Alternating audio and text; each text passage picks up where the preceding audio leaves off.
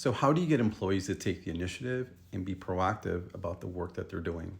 This is a question asked by one of the viewers. I want to make sure I add context, so if you're a manager, listen to the answer.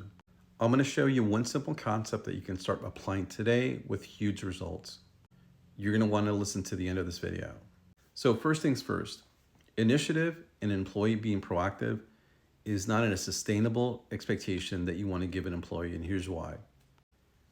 Initiative is something someone does. It's not something you would expect someone to do, because many managers would default to saying you should have taken the initiative or you should have taken being proactive to do that. When remember, employees, and I've got a video on this where I get a lot of pushback, employees should not be making decisions when they go to work. And here's why, right? Let me explain why that's the case, because of this right here.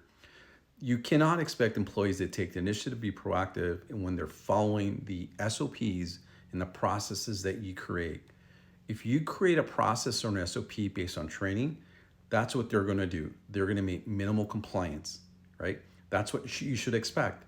So you've got to set that standard of what compliance looks like, so that the employee can have a path for success to meet the minimal requirement. Now, if you want employees to do more than that, then you have to restructure that process and SOP to deliver more value than the current standard is. You have to control that as a manager. So here's the concept that will change this for you.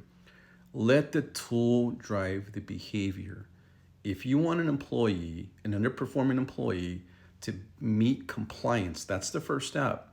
You have to create a process, SOP, and a tool, checklist, planning tool, anything that keeps track of their accountability for them to meet the current expectations that you have. That is it. There's no initiative, there's no productivity or proactiveness. There's none of that. You can't expect that from an employee because they're trying to meet the basic expectations that you provide.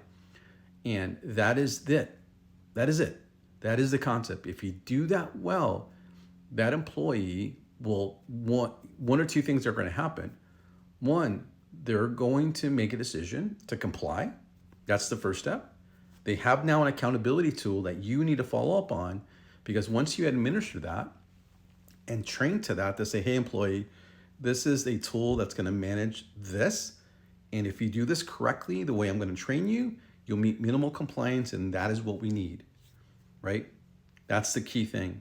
The second thing is the employee may decide to say, hey, I don't want to do this. In their mind, they're saying, yes, boss, I get it.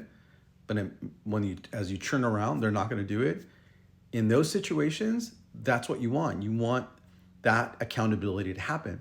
So in those two scenarios, have the conversation. One, good. With this tool, you've met minimal compliance. Great, be consistent. The other situation is that, no, you didn't meet minimal compliance.